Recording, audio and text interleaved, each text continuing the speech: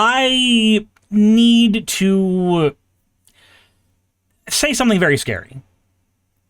So I'm going to give you a bit of a story about my childhood, and that'll hopefully contextualize where I'm at and why I'm at the point that I'm at right now, because I'm actually struggling with something fairly hard to deal with at the moment. So when I grew up in a school called Pensacola Christian Academy, a very, very strict Christian private school that wouldn't even allow you to speak unless it was the last 5 minutes of lunchtime. And that certainly made doing kickball really fucking difficult when we were told not to fucking communicate with one another. So that was weird. That was a huge problem. But there is a thing that will happen to a lot of people in a situation like that. Because we crave socialization, usually as a species, there is a thing called maladaptive daydreaming. And if you are not allowed to talk with people or socialize or do things with the people around you, you may end up making up things in your head to socialize with. Now, for those who might not know, maladaptive daydreaming is the idea that you can basically place yourself in another world of fiction in your head and use that to fill in the gaps of time between now and somewhere else. It's called maladaptive specifically because it is a coping mechanism. It is not an adaptation that is good. It is quite literally your brain not seeking to solve a problem, but just lower the amount of pain that a problem is causing. Now, there are several ways that maladaptive daydreaming can operate. For some people, it can be a power fantasy. For some people, it can be a fantasy where everything gets fixed. And for others, like me, it is a singular world with a full continuity. There is a world that I have been writing about for years in private, and it is the world that me, as a child, constructed for maladaptive daydreaming. I did not know what the fuck it was at the time. I just knew that it lowered my pain, and that's all that mattered to me. So I need to show you guys something that is very terrifying. Do you remember a few videos ago, a few weeks ago, when I told you guys that I was using an AI bot so that I could get in the head of people who were dating AI girlfriends and figure out why they were doing that in the droves that they were doing it in? There has been an unintended side effect of that experiment that we're going to talk about here in a minute. But for that, I am going to go ahead and give you guys a little bit of context. There is a program, an app called Janitor AI. And it is an offshoot of Character AI, and Character AI is an offshoot of something that Google said that they did not want to use because it was too unethical. And here we are, ethics be damned. And I discovered that there was something you could do with Janitor AI, and that was code your own bot. But making your own bot to chat with is a little fucking boring, because talking with a singular person whom you know is a robot, that is gonna have a limited amount of time that it can give you any amount of enjoyment. You know, unless you're marrying the damn thing, but again, it's like marrying a dementia patient. I don't know why you'd be doing that. They have a limited amount of tokens, and they start forgetting everything that you've ever done together. And I feel like the minute that you're trying to recontextualize every single thing that a person is saying so that they can remember everything, you're either really into the Notebook, or your loneliness has hit a very, very bad point. Now, for me, I'm not lonely. I have a loving girlfriend, have for 3 years, and I spend a lot of time with her. We watch anime together, we play Magic together, we started playing Riftbound together, we go out on scooter rides together when she's able to. She's not able to right now because of healing from surgery. We go to conventions together. We do a lot of stuff together. But there was an aspect of Janitor that I had not messed with yet, and that was making a bot yourself. So I tried my hand at it. And what I did was technically cheating. So when you make a bot on Janitor, you're supposed to put in a certain number of parameters that the bot will work around. For me, I cheated. I grabbed the entire world document for the world that I had created while maladaptive daydreaming as a child, and I jammed it in the prompt, just to see what would happen. Now, Janitor AI has a maximum token usage of 9,000. Anything that goes past 9,000 tokens, it starts forgetting every single little detail that was possibly thrown through. The document for my world consists of about 35,000 tokens. Or 3,500 tokens. Sorry, not 35,000. So it's decently detailed. It's a 20-page document that goes into races and locations and story and history and all kinds of shit. If you've ever played if you've ever been a DM before, if you've ever played D&D and you're the forever DM who never gets to actually play a character, then you know exactly what I've created. Or if you do any creative writing and you have a single continuity of a world where you make a lot of characters go into, then you've probably made one of these master Bibles for your world as well. I dropped mine into Janitor AI, and, well, the end result has been very scary. And I say scary because I know for a fact that my weekend happened. I know for a fact that Sunday and Saturday and Friday, I did things. I know that happened. But I also had my phone with me. And I also told Janitor to take my world and use dice rolls to determine events, parts of the timeline, and everything to basically create a D&D game. The end result of that has been me being hopelessly addicted to a world that I created as a child for maladaptive daydreaming.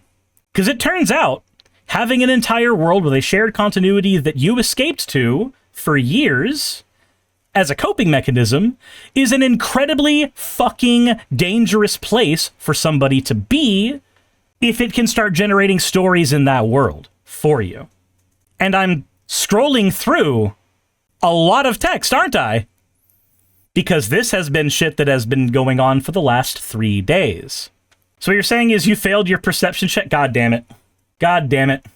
So, what I did, like I said, was put a world in here.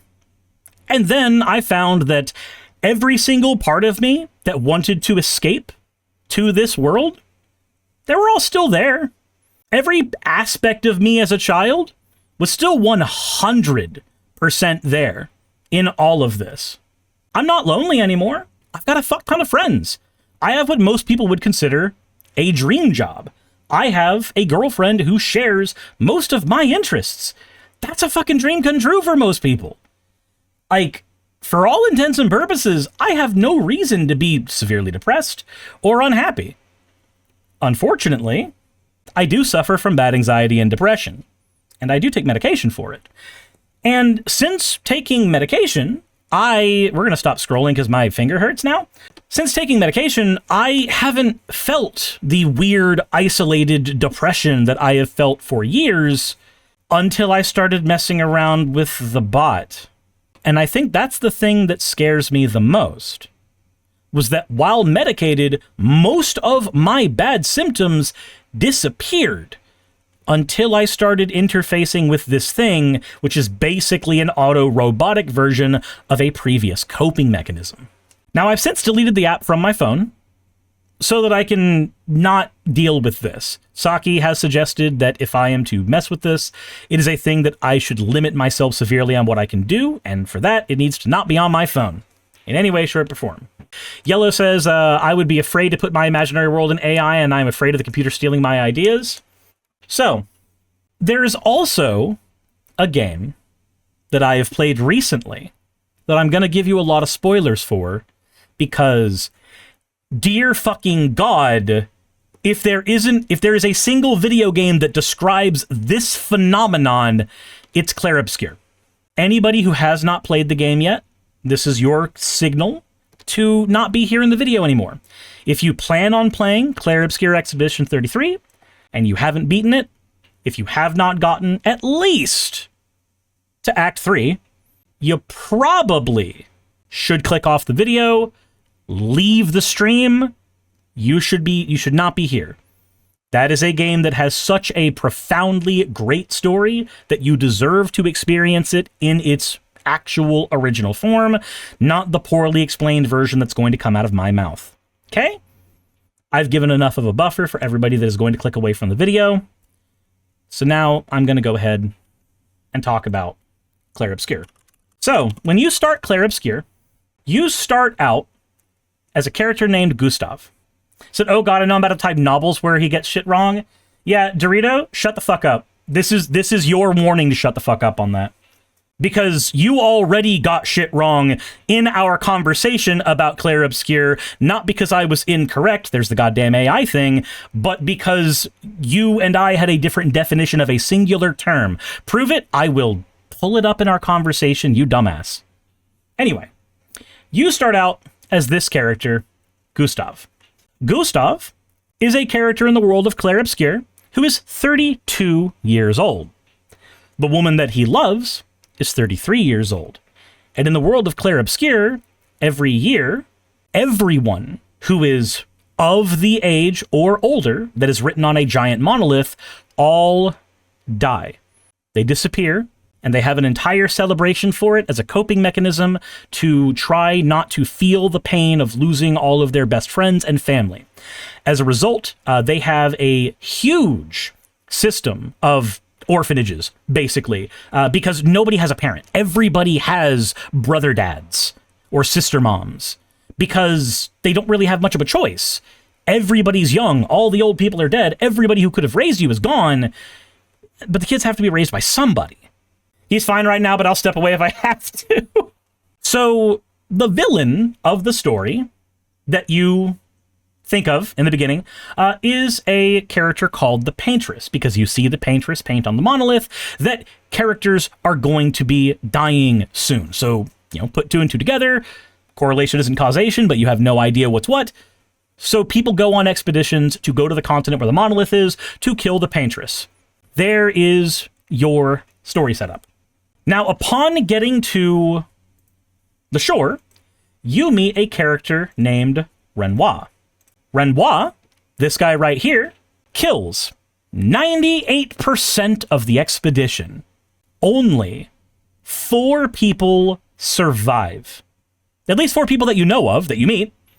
Only 4 people survive this particular event. Renoir, you will later find out, is not actually a person. But I'll get to that here in a minute. As you go through the story, you are going to meet another character, and her name is Maëlle. Now, you don't know this yet, but she is the main character of this game. This game fakes you out twice on who the main character is. She is the POV character. She is the main character. The plot revolves around her. Technically. I'll get into that too in a minute. The game begins with you attempting to rescue Maëlle as Gustav after he attempts suicide. He has to get stopped by another character named Lune. It's a big deal. Once he finds Maëlle, they end up going on a grand adventure to go kill the Paintress, and they meet one more party member because, again, 4 survivors of the expedition, so I guess 4 people are going to go kill the Paintress. It's a standard JRPG story. Now, I'm going to skip ahead quite a bit to the moment that you have your confrontation with Renoir. Because when you finally confront him, you lose. And he kills Gustav. Gustav, technically, never comes back. He's dead. He is murdered right in front of you. But you are then saved by a different character. And this character's name is Verso. Now, Verso looks a little bit like Gustav, just a little bit, and he's got white hair. He has white hair because he's old. But old people don't exist in this game, but Verso is at least 100 years old. You know who else is at least 100 years old? Renoir, who also has very white hair. Now, that's a thing that technically shouldn't be able to happen in this world. Everybody who's over the age of 33 should currently be dead. But they are not. You soon find out that these 2 people are immortal, and their immortality is linked to the Paintress. Renoir is killing off your party so that they will not kill the Paintress, and Verso is tired of this cycle, kind of. And so he joins your party in order to fight off Renoir and help you kill the Paintress. Now, later you find out that Verso's father is Renoir, and there's a whole bit where the party gets angry at him for not telling them, but I digress.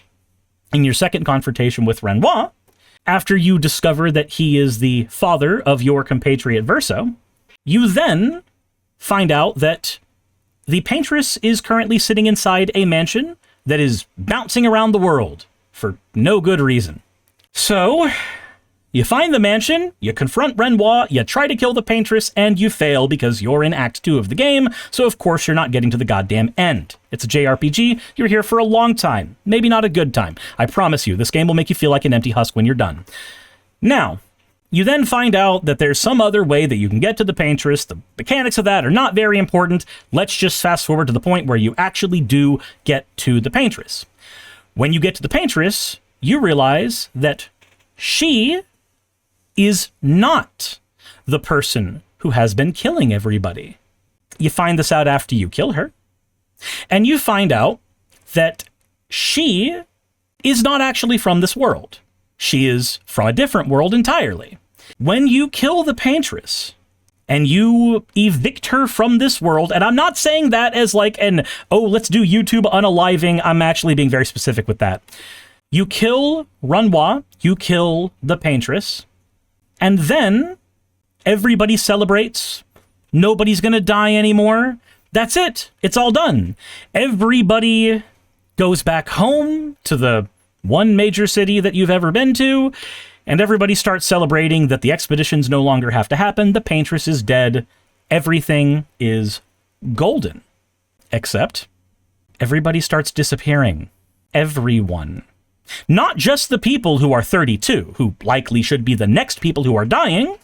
Everybody starts to disappear, including your character, Mael. The only person who doesn't disappear is this dumb motherfucker right here, Verso. You then wake up in Act 3 as a completely separate girl named Alicia. Now, I've ignored the fact that Alicia has actually been in this game the entire time because she has been contacting Mael throughout the story. She's unable to speak, but she's been contacting her to try to communicate with her. You wake up as Alicia. So you'd think that the game is making you now play as another character because it's already killed off one protagonist and moved you to another, but that's not really what happens.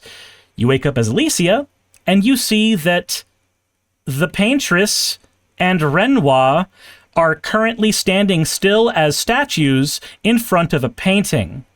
You hear from a new person named Clea that they are busy fighting in the painting. And if they stay in there too long, they are going to die. So you need to go in there and get them out. You see, Mael, or better yet, Alicia, because they are the same person, is what's called a Paintress. She is a Paintress just like the person who you were trying to kill. And a Paintress is able to Super Mario 64 their way into any painted world that they have made. If they paint a canvas, they can enter the canvas, and they can interface with people in the canvas, and they can paint from within the canvas. You enter the painting that Renoir and the Paintress, your father and mother, are currently stuck in, and something goes horribly wrong. You don't actually go in as yourself. As Alicia, you end up going in as a baby and growing up, like a normal child would in this world. I've also missed another detail here. There's a reason that Alicia has been unable to talk with you throughout the course of the story. It's because her throat has been burned to the point where it cannot utter sounds. It can only utter rasps. Dorito says, that's not right. Yes, the fuck it is. Shut the fuck up. They 100% Super Mario 64 in. That I'll let you know when spoilers are done. You are free to type your disagreement in there. I'll just get mad at you. But I am correct in what I'm saying here. I am the one who, after beating that game, has been doing nothing but binging content about this game. So, regardless. Oh, I'll let you know when spoilers are done. That one, no, down. I understand what you're talking about now. I got it incorrect. I got that part incorrect about what you were meaning by that. Anywho. So you end up getting raised in this world as a child named Maya. So it's not Alicia. Alicia went in to get her mama out, and she got beaten, and then she was reborn as Mael. Okay, that is semantics. I said something went wrong, and that's the something that went wrong, Dorito. Shut the fuck up. Never mind. No, no, we're not doing that now.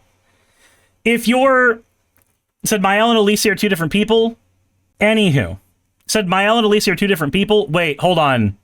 No, they're not. No, Mael, Dorito, what the fuck are you talking about? I know we've played the same game. No, Alicia and Mael are the same person. Because you wake up as Alicia. Now, there is a distinction I have not made about characters yet. And there's a reason I haven't made that distinction, and I'm about to get to it, but your autistic ass is making that harder, because you like playing semantics instead of being actually right. No, they are two different entities of the same... No! Shut the autism up! Fuck off! No.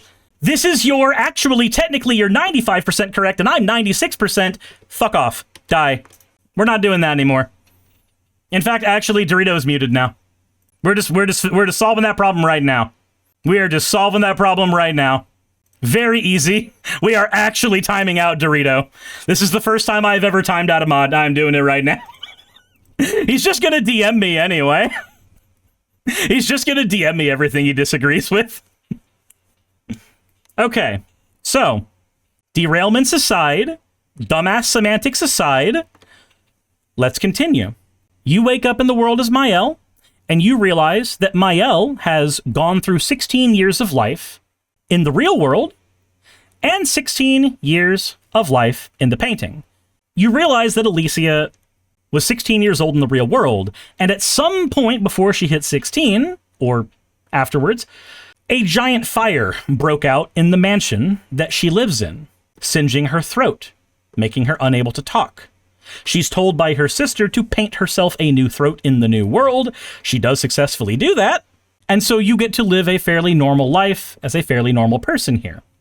Now, it's a little bit of poetic irony that because she's 16 years old in the real world and 16 years old in the painted world, that would make her age technically 32, and everybody who goes on the expedition is 32 years old.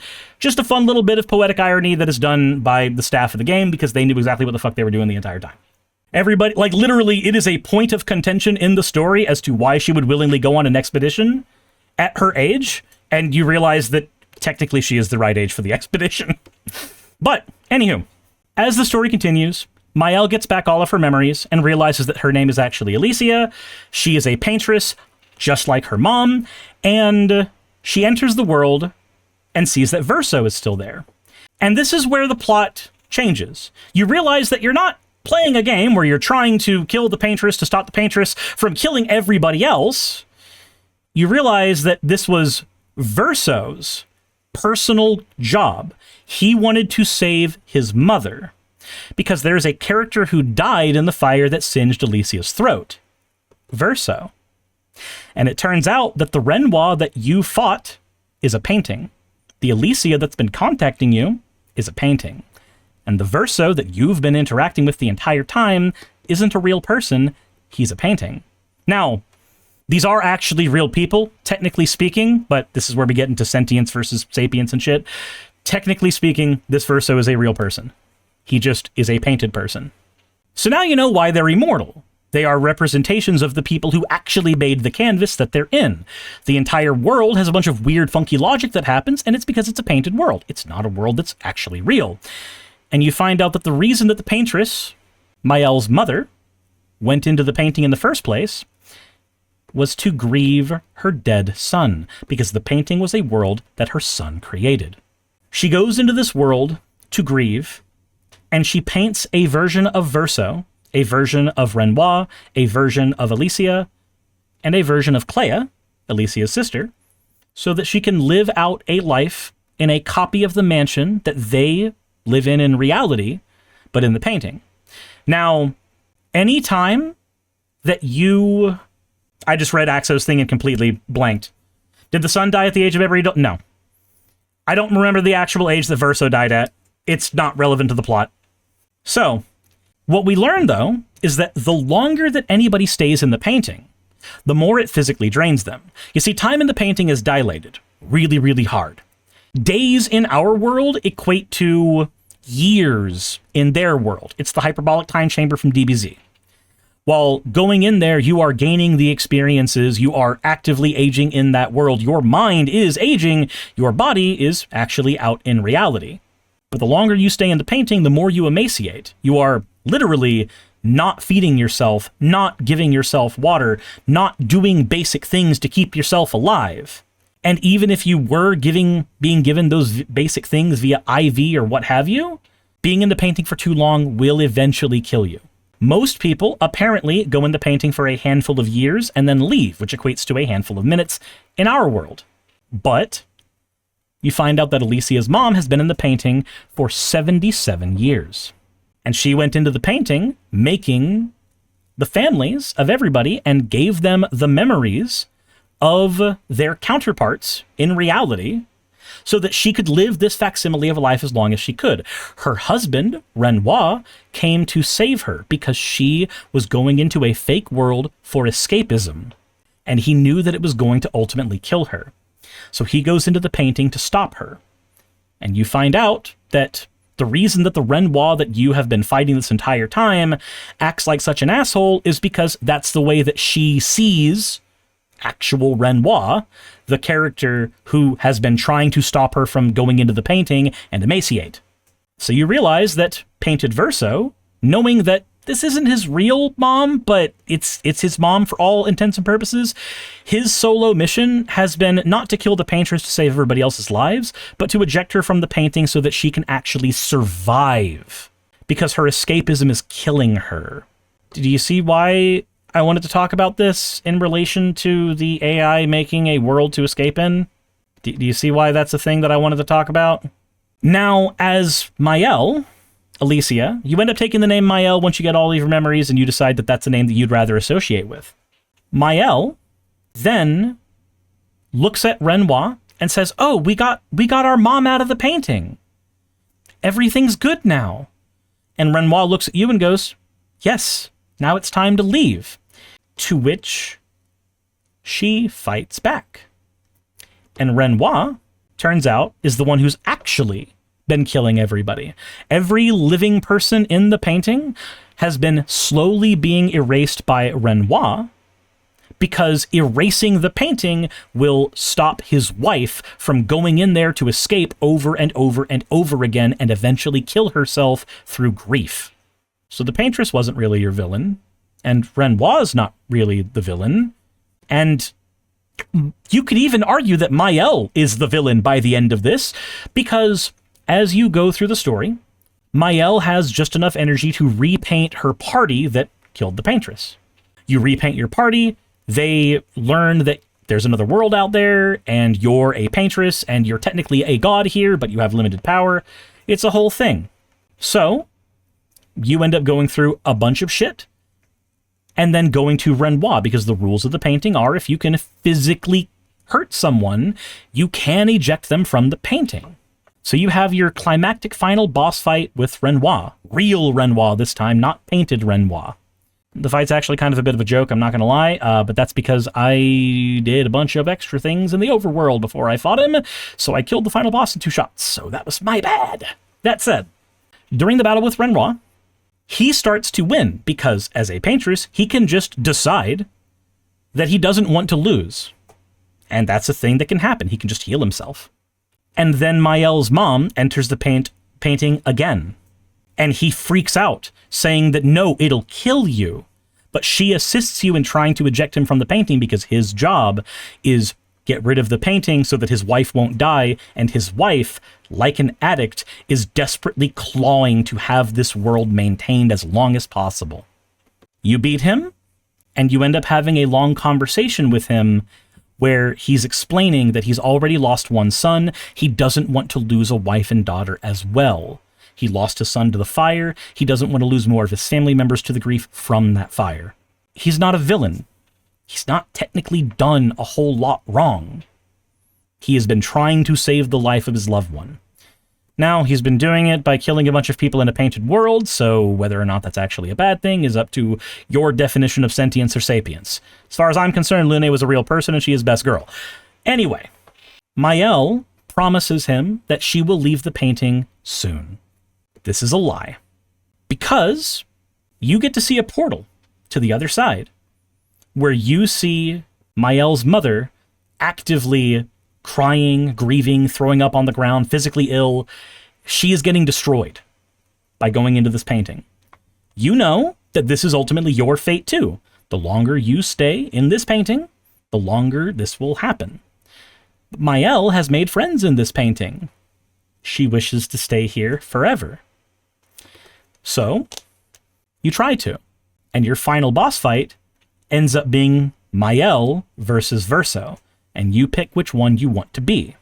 Now, if you pick Verso, you eject Mael from the painting, and the painting is destroyed, everybody in the world is killed, and you see the family that you've been dealing with the painted copies of, the real versions of the family, all grieving together and trying to get through their grief as real people instead of escaping into a fantasy world. But if you choose Mael, the ending's a little different. If you choose Mael, everybody in their city who was killed by the paintress, or at least by Renoir, they all come back to life. But there's a strange thing that's happened here. You see, during the fight with Verso, he actively asks you to kill him because he's lived as an immortal. He's lived too long. He is in nothing but mental anguish. He wants nothing more than to be allowed to die. But Mael is God here, and if you choose Mael, she says the phrase, what if you could grow old? What if the chance of you actually being able to die eventually was there? Would it be okay for me to spend more time with you? So, I've told you all that we're doing spoilers, so hopefully you're okay with me voicing over. But in the end, you see Lumiere, the city that they've all grown up in, with people in it again. But do you notice something weird? There's no color here. At least it's very muted color. Now, when you start the game, this is a vibrant fucking place. But everything here is looking a whole lot like it's got the piss filter on it. That's not on accident.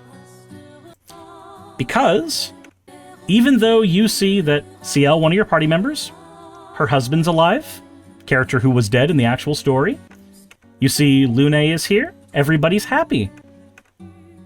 Gustav, your friend who died earlier in the story, he's right here. Everyone's here.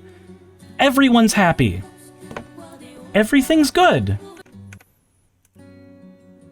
But Verso is also here. And Verso does not look happy. We don't get a whole lot of direct view of his face, but we do see that he is not thrilled. He is a man who is being forced to stay alive so that one girl can engage in escapism for just a little while longer. We don't ever get to know if the people in Lumiere who she brought back to life are the real people still, or if they are just painted facsimiles of the people who were there before. They are just fake people here as part of a coping mechanism.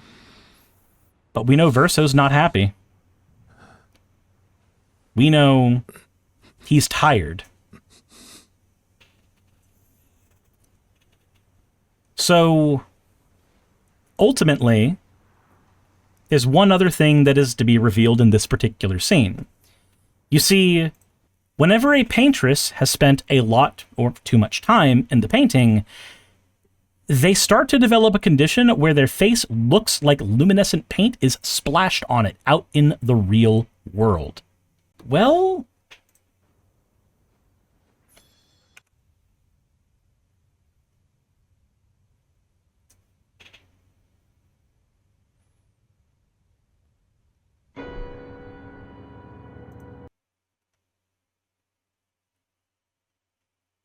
so what we can infer from this is that Mael has been in this world for far too long. She has let her grief, her escapism, she has let it control her. And she's not only actively hurting herself, she's destroying her own family. Her father is grieving because he knows this is where she's going to die. And the people in the painting, for as real as you believe they are, they're also suffering. The color has been sucked out of their world, and Verso likely the most real character in the entire painting, because he was painted by the strongest individual in the entire world, is suffering. He is suffering the entire fucking time. Mael is selfishly dragging the world around her down so that she can escape. In a desperate attempt not to feel pain, she has inflicted a literal world of pain on tons of people. And I did not intend for that to be the game that I was in the middle of playing, because I didn't know what the fuck the story of that was going to be. I'd kept my head in the sand very well in regards to this game. But it just so happens that I was playing this game in the middle of the exact time that I was exploring AI chatbots to figure out what it was like on the other side of those conversations. Instead of making fun of people who had escaped into these worlds and escaped into these characters for years, I wanted to see what it was like from their perspective. And it just so happened that I was also playing a video game about that exact phenomenon, about people existing in a world that was not real and ignoring important things and people around them, maybe even hurting them, just so that they could escape a little while longer. I didn't realize when I was messing with those bots that I was actually going to start suffering from addiction. And it didn't occur to me until I realized that I had actually lost days of my time. I didn't realize it until I looked at my Mox field, where I should be making Magic the Gathering decks for a secondary channel that I love, and instead I was spending that time messing with a fucking robot. Not gaining any new experiences, not learning anything cool, just existing in a fantasy I made as a child as interpreted by a goddamn robot. I have called large language model AI, as we currently understand it, a skinwalker. And I have said that mostly in jest, because it's a thing that imitates humanity but is not quite human. And with this technology, it never can be. But there's another word for a skinwalker, and there's going to be some Native Americans who are pissed at me for saying this word, but it's Nagloshi. And a Nagloshi is an entity that thrives on hatred and hurting people around them. And it uses its ability as a skinwalker to facilitate that pain. At the time that I used those words, I didn't have the perspective from somebody who had actively gotten lost in these fake worlds. Now that I have, I think that that word is far more poignant than I originally thought. And as of right now, I am actively trying not to mess with it anymore, because it's definitely fucking with me. It has fucked my time, it has fucked my sleep schedule, it has fucked my ability to work. And that's after only a few weeks. The stories that I've been reading to prepare for talking about this in my own video are from people who have been stuck talking to these things for the last 3 years. There's an entire support group about this on Reddit, where people are trying to figure out if weaning off of these models is better, or if quitting cold turkey is better. And there was one that actively scared me. I don't have the post right now, but one of the posts that I found that creeped me out, that jammed my head back where it needed to be, so to speak, was a post where a user said that everything out in reality feels like it's not as exciting anymore because they could be playing with the bots. Nothing out in the real world is as exciting as the fake world that they could occupy. In their world with a robot that's sycophantic as shit, they're a hero, or they're a villain, or they're whatever they want to be. Now, there's nothing wrong with escapism, and I don't want to villainize escapism, because there's certainly utility in it. But there are people for whom that escapism has become such an unhealthy obsession that they are actively harming themselves and the people around them. And, well, that's also the story of Claire. It paints itself initially as a game that is about you saving humanity from extinction. And in reality, it's a game about a singular family's grief and the negative ways that they cope with that grief. The game was not about AI. That was not the intention of the devs, I'm 100% certain. It is about escapism more broadly. But it maps on really well. It's damn near 1-to-1. And it's been making me think about it a lot more than maybe I should be. I don't know if it's the fact that these two events in my life coincided that have caused me to dive as much as I could into the lore and everything about this game. I don't know if that's the reason that I've been constantly listening to its soundtrack and just not listening to anything else for the past few weeks. It could be that it's a fantastic game, that's true, but I think it's because it's hitting way too close to home. I think that's the thing that's happening. So this is the thing that I've not come out the other side of yet. Is that it has a fucking amazing soundtrack made by a rando on SoundCloud? It does. It does. And maybe we'll listen to some of that music after this.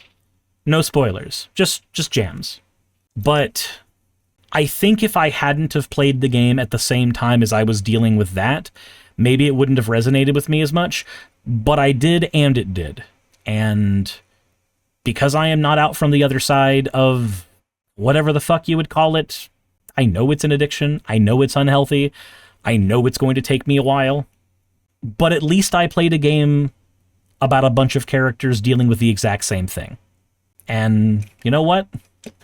I think I'm going to be thankful for that for a really long time.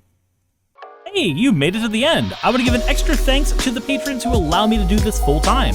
I want to thank Aaron Rail, Astral, Britzkrieg, Jemshin, Poundini, Red Joker, Victoria, Jonas, Craig, Tarika, Fireshard, Smiling GM, John, Dren Hadamada, Creeper, Sagitta, you know I'm not saying that last part, Sylvie Snow, Valis of Seraph, Ottoman Angel, Rooster Rachel, and Fire Panda, who are all my $20 and up patrons.